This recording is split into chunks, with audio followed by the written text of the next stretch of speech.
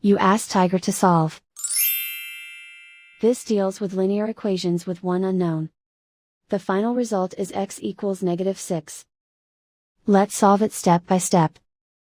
Group all constants on the right side of the equation.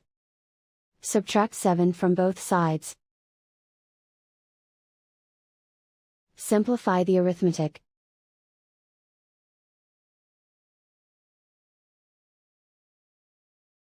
Isolate the x. Divide both sides by -4.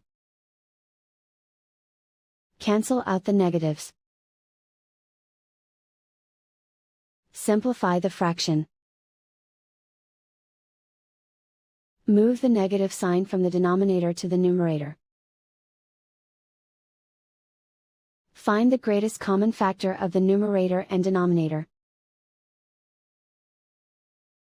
Factor out and cancel the greatest common factor. And so the final result is x equals -6.